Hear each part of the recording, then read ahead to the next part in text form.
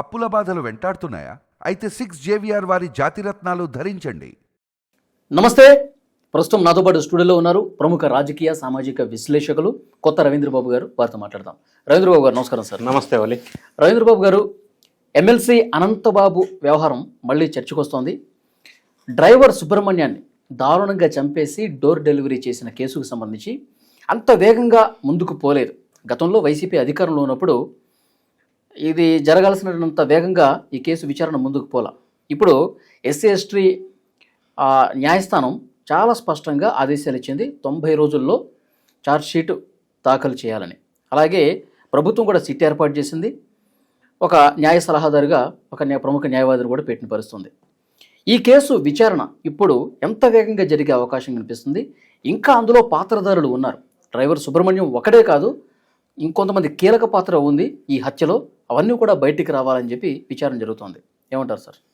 ఇప్పుడు ఆంధ్రప్రదేశ్ రాష్ట్రంలో వైఎస్ఆర్ కాంగ్రెస్ పరిపాలించిన 5 సంవత్సరాల కాలంలో నాకు ఎప్పటికీ గుర్తుండేది ఏంటంటే, వైఎస్ జగన్ రెడ్డి గారు ప్రతి సందర్భంలో నా ఎస్సీలు, నా ఎస్టీలు, నా బీసీలు అని అంటూ ఉంటాడు. మరి అదే ఎస్సీలు, ఎస్టీలు, బీసీలు, దళితులకి హత్యలు జరుగుతూ ఉంటే మరి ఈయన ఎందుకు హత్య చేసిన వాళ్ళని సపోర్ట్ చేస్తున్నాడు అనేది నా బిగ్ క్వశ్చన్.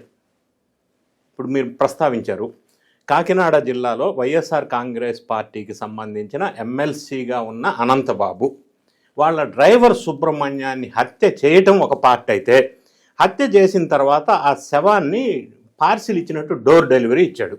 డోర్ డెలివరీ కారులో తీసుకెళ్ళి ఇచ్చాడంటే ఈయన ఒక్కడే అది పట్టుకొని తీసుకెళ్ళి బాడీని ఇవ్వలేదు కదా. ఆయనకి సహకరించిన అధికారుల లేకపోతే పార్టీ వర్గాలకు చెందిన వ్యక్తుల ఎవరు సహకరించారు? Question number 3. దీనికి ఎవరు సపోర్ట్ చేస్తే, ఎవరు ఆశీస్సులుంటే ఈయనంత ధైర్యంగా ఈ పని చేశాడు? Question number 4. అనంతబాబు ఆ పార్టీకి చెందిన ఎమ్మెల్సీ అయినప్పుడు, ఇటువంటి హత్య చేసినప్పుడు, మరీ ముఖ్యంగా దళితుడిని హత్య చేసినప్పుడు ఆ పార్టీ తీసుకున్న చర్యలేంటి? ఏమీ లేకపోగా అదే అనంతబాబు ఎమ్మెల్సీని బయటకు వచ్చినప్పుడు అది స్వాగత సుమాంజలి పెట్టి అందరికీ ప్రొటెక్షన్ ఇచ్చి దండలేసి సాదరంగా ఆహ్వానించారు. ఆ తర్వాత సబ్సిక్వెంట్గా ఆయన పక్కన పెట్టుకొని జగన్ రెడ్డి గారు ఆయన్ని గొప్ప వ్యక్తిలాగా ఆయనకి సపోర్ట్ ఇస్తున్నట్టుగా ప్రజా జీవితంలో ఒక సీన్ క్రియేట్ అయింది. అంటే హత్య గావించబడింది దళితుడు కాబట్టి, హత్య చేసింది ఎమ్మెల్సీ కాబట్టి ఆయనకి సపోర్ట్ చేయడం ఏ విధంగా చూడాలా? ఇప్పుడు గతంలో ఈ సంఘటన జరిగినప్పుడు అనంతబాబు ఎందుకు బెయిల్ మీద బయటకు వచ్చాడు? ఎందుకు వచ్చాడంటే, జైలుకి వెళ్లకుండా వీళ్ళు ఛార్జ్షీట్ ఫైల్ చేయకుండా వదిలేయటం వల్ల సెక్షన్లో ఉన్న వెసులుబాటు ఏంటంటే 90 డేస్లో గనక వీళ్ళు ఛార్జ్షీట్ ఫైల్ చేయకపోతే ఈ నిందితులు ఆటోమేటిక్గా బెయిల్ వచ్చి బయటకు వస్తారు. ఓకే, అంటే ఉద్దేశపూర్వకంగా దాఖలు చేయాలి. ఎస్, అసలు పాయింట్ మీరు గమనించాల్సింది ఏంటంటే, వీళ్ళు కావాలని అతను బయటికి రావాలా? బయటికి రావాలంటే ఏం చేయాలా? ప్రభుత్వం మందే కదా, ఛార్జ్షీట్ వేయకుండా ఉంటే పాలా 90 డేస్ తర్వాత ఫ్రీ అయిపోతాడుగా. అట్లా బయటకు వచ్చి చలాయించాడు. అధికారం వాళ్ళ చేతిలో ఉంది కాబట్టి. దీనికి కంటిన్యూషన్ నీకు ఒక రిఫరెన్స్ చెప్తాను. లిక్కర్ స్కామ్ కేసులో 90 డేస్ దగ్గర పడుతుంది కాబట్టి వీళ్ళు ప్రిలిమినరీ ఛార్జ్షీట్ మొన్న ఫైల్ చేశారు.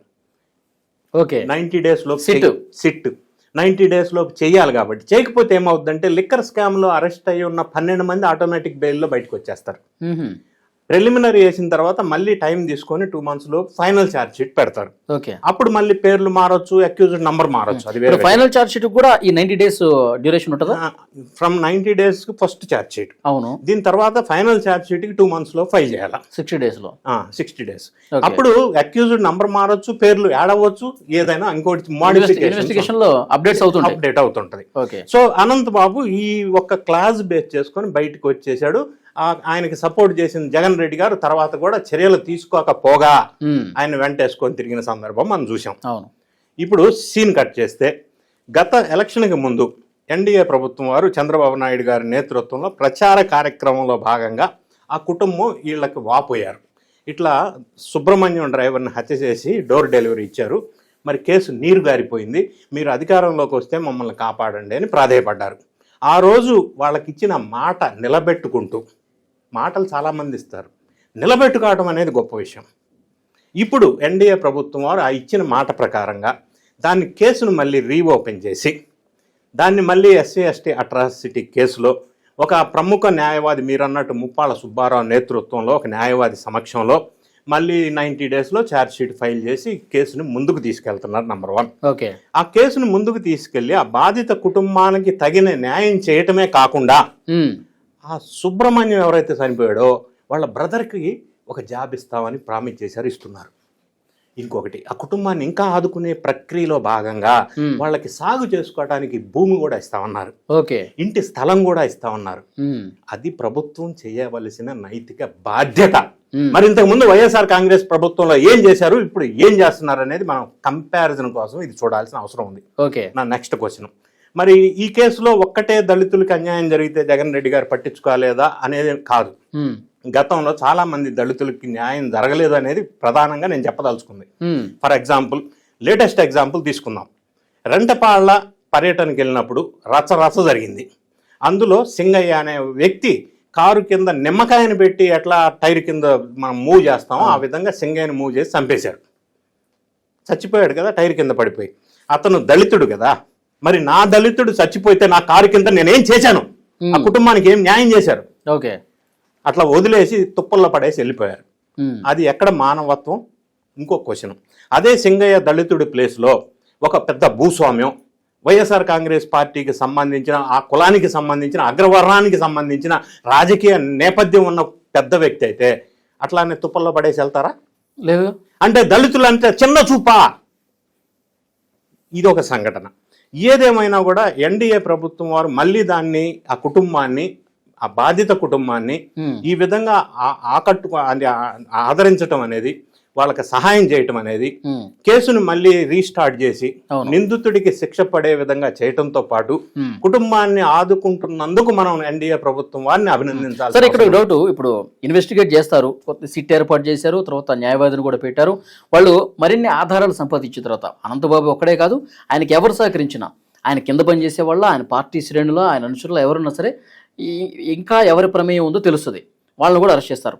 ఇప్పుడు ఆల్రెడీ ఒకసారి జైలుకి వెళ్ళొచ్చాడు కదా అని చెప్పి తను వదిలేస్తారా? ఎమ్మెల్సీ అనంతబాబు మళ్ళీ జైలుకి వెళ్ళే అవకాశం కూడా ఉందా? జైలుకు వెళ్ళొచ్చినందువల్ల వదిలేయటం కాదు, ఇప్పుడు రీస్టార్ట్ అయింది కేసు ఇప్పుడు పూర్తి స్థాయిలో విచారణ జరుగుతుంది. ఆయన్ని అదుపులోకి తీసుకొని విచారణ చేస్తారు. ఇందులో రకరకాల అంశాలు. ఈయన హత్య చేశాడు ఫస్ట్. సెకండ్ థింగ్, ఈయనకి సహకరించారు ఎవరు? అధికారులు ఎవరన్నా సహకరించారా? ఈయనకి రాజకీయ పరమైన సపోర్టు, అండదండలు ఎవరన్నా బిగ్ బాస్ ఉన్నాడా? ఆయన ఆదేశాలతోటి చేశాడా? లేదు, ఆయన ఆదేశాలు ఏమి లేవు, ఆయనకి మనకు ఆశీస్సులు ఉన్నాయి, సపోర్ట్ ఉంది, ఆ ధైర్యంతో చేశాడా? దీని వెనక ఉన్న ఇంకా మిగిలిన వాళ్ళు ఎవరన్నా ఉన్నారా? దీంతో పాటుగా ఇంకా ఈయన గతంలో నేర చరిత్ర ఏమన్నా ఉందా? ఇటువంటి అంశాలు ఇంకా ఏమన్నా ఉన్నాయా? ఇదొక్కటే వెలుగులోకి వచ్చిందా?